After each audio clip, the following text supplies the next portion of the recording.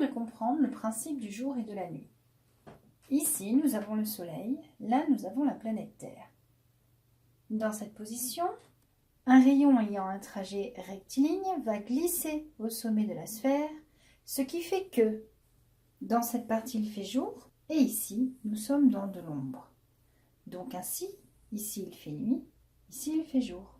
La Terre tourne sur elle-même, ce qui fait qu'une partie du monde située dans le jour va finir par arriver dans la nuit.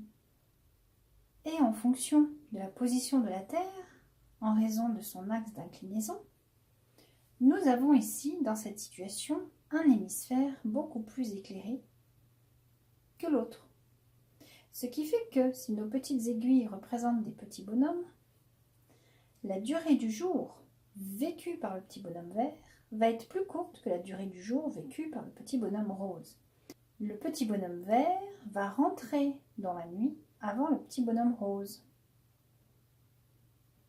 alors qu'ils sont situés sur la même longitude. Ici, nous avons la limite de la partie éclairée de la Terre. Donc notre petit bonhomme vert, il est déjà dans la nuit, alors que le petit bonhomme rose, il est dans le jour. On va mettre la caméra par-dessus pour bien visionner. Regardez. Ici donc, j'ai la limite d'éclairement due au soleil. Mes deux petits bonhommes sont dans l'ombre.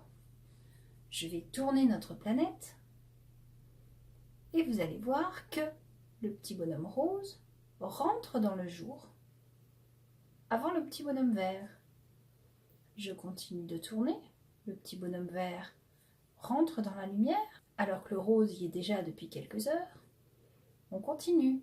Le petit bonhomme vert arrive dans l'ombre alors que le petit bonhomme rose y est encore. Je continue. Le petit bonhomme vert est bien dans l'ombre depuis longtemps, il a entamé sa nuit. Et le petit bonhomme rose y arrive. Voilà, il est rentré. Et on continue, ainsi de suite. La Terre tourne sur elle-même en 24 heures. Revoyons cette expérience de face. Ici, mon petit bonhomme vert est dans l'ombre. Mon petit bonhomme rose est encore dans l'ombre. On voit très bien la limite ici de l'ombre. Alors oui, vous allez me dire, il brille. C'est parce que aussi, j'ai un petit bonhomme géant par rapport à la Terre.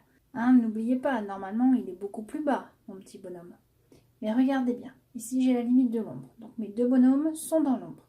Si je fais tourner la Terre, mon petit bonhomme vert se rapproche de la lumière. Il est encore dans l'ombre. On voit ici la limite de l'ombre. Alors que le petit bonhomme rose, lui, il y est rentré. Je continue de tourner. Mon petit bonhomme vert rentre dans la lumière. Alors que mon petit bonhomme rose y est depuis longtemps. Je continue. Mon petit bonhomme vert vit sa journée. Là, j'ai mes deux petits bonhommes sur la même longitude. Je vais déplacer ma caméra pour voir ce côté de la Terre. Je continue de tourner ma Terre et regardez, le petit bonhomme vert va rentrer dans l'ombre avant le petit bonhomme rose. J'ai donc ici une durée du jour qui est plus courte dans l'hémisphère nord que dans l'hémisphère sud. Pourquoi? Parce que ma Terre n'est pas droite, ma Terre est penchée. Et qu'en position du 21 décembre, elle présente son hémisphère sud au soleil. L'hémisphère nord est un peu en retrait. Si je me remets en position de départ, donc j'ai ma Terre qui est inclinée comme ça, et vous voyez donc bien qu'elle présente majoritairement son hémisphère sud au soleil et que l'hémisphère nord est un petit peu en retrait.